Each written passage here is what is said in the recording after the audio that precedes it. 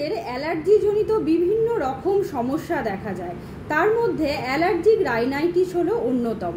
এই allergic rhinitis কি? Allergic rhinitis হলো অ্যালার্জিজনিত নাকের যে প্রদাহ হয় এবং সেই নাকের প্রদাহ থেকে যখন বিভিন্ন রকমের শারীরিক সিমটমস আমাদের দেখা যেতে পারে। সেই লক্ষণগুলো কি কি? যেমন আমাদের অ্যাট এ টাইম যদি অ্যালার্জিক রাইনাইটিস হয় সেক্ষেত্রে অ্যাট এ টাইম কিন্তু 10 থেকে 15 বার আপনাদের হাঁচি হবে, অনেক সময় সেটা 20-30 বারও অ্যাট এ টাইম হতে পারে।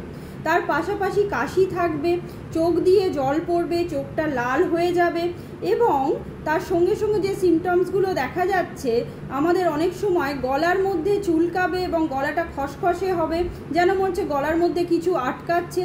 শ্বাস নিতে কষ্ট হতে পারে, অনেক সময় দেখা যায় শ্বাসকষ্ট শুরুও হয়ে যেতে পারে।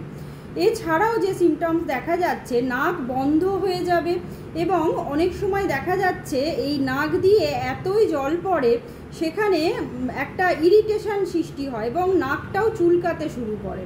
এই সমস্ত সিমটমস দেখলে আপনারা অবশ্যই ধরতে পারেন এটা আপনাদের অ্যালার্জিক রাইনাইটিসের সমস্যা। এরপর বলি এই অ্যালার্জিক রাইনাইটিস হলে আপনারা কোন কোন প্রিভেন্টিভ মেজার্স নেবে, মানে বাড়িতে কি কি বিষয়ে আপনারা সতর্ক হবেন। প্রথম যে পয়েন্টটি হলো আপনাদের অবশ্যই যে ডাস্টিং করছেন সেটা একদম ড্রাই ডাস্টিং করা যাবে না। অবশ্যই আপনারা যখনই ডাস্টিং করবেন সেটা যেন ওয়েট ডাস্টিং হয়, মানে জল দিয়ে আপনারা ঘর মুছবেন, পরিষ্কার করবেন। তার পাশাপাশি আপনারা যে বেডশিট ইউজ করছেন, পিলো কভার ইউজ করছেন বা আপনাদের সোফার কভার হতে পারে বা কার্পেট হতে পারে, সেটাকে অবশ্যই আপনারা সপ্তাহে অন্তত একদিন ভালো করে গরম জলে সার্ফ দিয়ে ভালো করে পরিষ্কার করে রোদে শুকাবেন।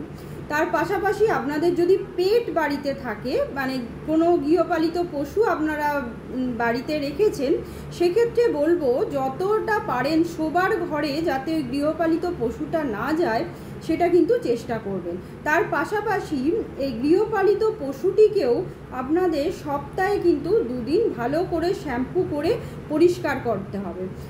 এরপরে যেটা বলবো, আপনারা যখনই বাইরে থেকে আবার ঘরে আসছেন তখন অবশ্যই আপনাদের যে জামা কাপড় একটা পার্টিকুলার জায়গায় রাখবেন।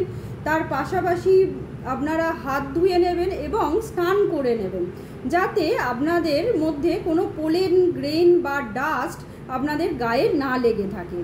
এরপরে আপনারা যখন বাইরে যাচ্ছেন তখন অবশ্যই, যেহেতু আমাদের পোলেন বাতাসেই ঘুরছে এবং ধুলোবালিও আছে, তাই চেষ্টা করবেন আপনাদের N95 মাস্ক ইউজ করার। তার পাশাপাশি চোখে একটা গ্লাসও ইউজ করতে পারেন।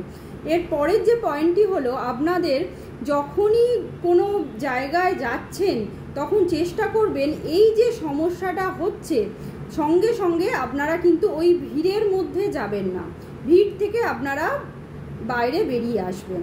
তাহলেও অনেক সময় দেখা যায় অ্যালার্জিক রাইনাইটিস থেকে অনেক সময় বাঁচা যায়। এরপরে বলবো অনেক সময় এই সমস্ত প্রিজারভেটিভ মেজার্স নিয়েও আপনাদের দেখা যাচ্ছে আপনাদের কিন্তু এই অ্যালার্জিক রাইনাইটিস কমছে না। সেক্ষেত্রে কি করবেন, নাকটা পরিষ্কার করার জন্য স্যালাইন ওয়াটার ইউজ করতে পারেন। আপনারা স্যালাইন ওয়াটার দিয়ে রেগুলারলি নাক পরিষ্কার করবেন, তার পাশাপাশি চোখটাও পরিষ্কার করতে পারেন। এরপরে যে পয়েন্টটি হলো আপনারা এই সমস্ত প্রিজারভেটিভ মেজার নেবেন এবং তার পাশাপাশি চেষ্টা করবেন একটা ডক্টরের পরামর্শ নেওয়ার। কারণ আপনাদের যখনই একটা জায়গায় যাচ্ছেন বা কোথাও বাড়িতেই থাকছেন সেক্ষেত্রে এই জিনিসটা আপনাদের কিন্তু অস্বস্তিতে ফেলছে, তাই অবশ্যই ডক্টরের পরামর্শ নিলে আপনারা ঠিকঠাকভাবে সেরে উঠবেন। নমস্কার, সবাই ভালো থাকবেন এবং সুস্থ থাকবেন।